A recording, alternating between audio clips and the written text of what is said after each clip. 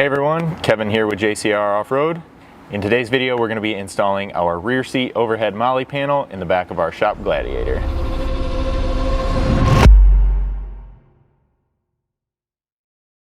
Now a couple things I want to cover as we get started.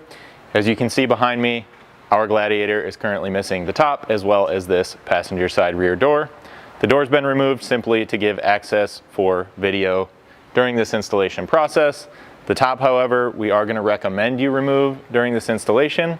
It may be possible to get this installed if you install it piece by piece with the top in place. However, at the very least, you're probably going to have to loosen up the main top mounting hardware, lift it up just a little bit, and prop it up with some sort of wedge, a couple 2x4s, whatever you have available to you there. If your Gladiator is not equipped with the bed rack and the topper like we have on ours here, it's probably just worth your time to remove those bolts and at least get the top up and slid back and out of the way. So with that being said, we'll get started with assembly of the panel out here on our cart.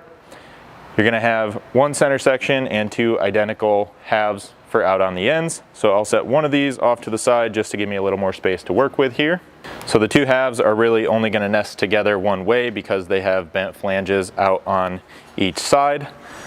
When you put these two together, you want the single center section to be over the top, and then you'll be installing 1/2 inch long, 1/4 button head hardware with serrated flanges on the back side in the two holes out on each end, as well as the three across the center here.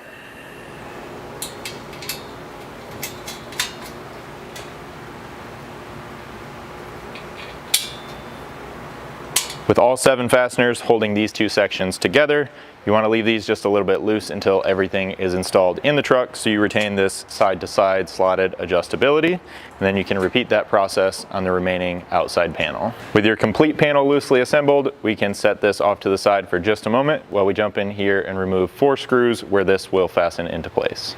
Now in here, the 2 screws you'll be removing are right here on the top of this roll bar trim. For those, you'll need a T25 Torx.